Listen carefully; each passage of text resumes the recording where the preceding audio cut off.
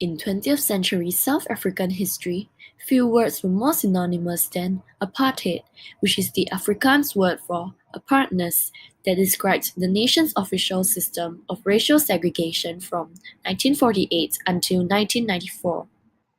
Although racial segregation between the white people of European descent against black Africans dates back to the 19th century British and Dutch imperialism, it was not until after the Second World War that the system of discrimination became formalized.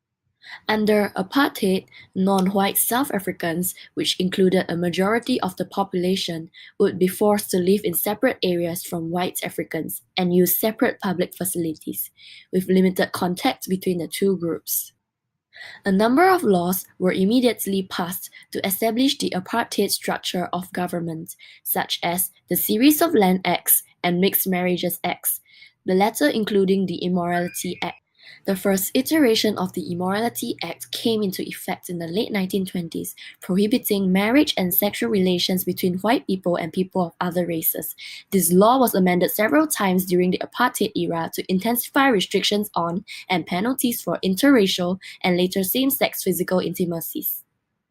The amendment of the Immorality Act in 1950 introduced a number of offences to the existing act, including restrictions on unnatural or immoral sexual acts, which was a euphemism for sexual acts associated with homosexuality or non-reproductive intercourse.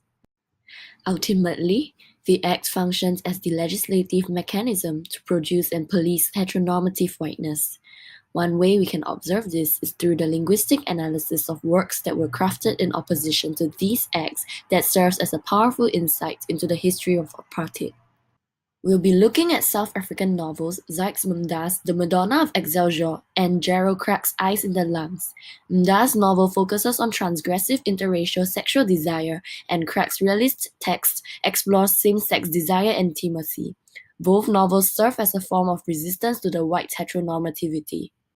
In traditional portrayals of white heteronormative standards through novels, they would only depict sexual relations between man and woman positively, on the condition that both man and woman are white.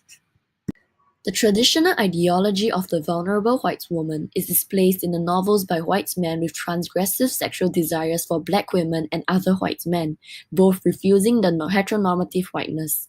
Ultimately, the novels looks at sex as a tool through which to examine the apartheid.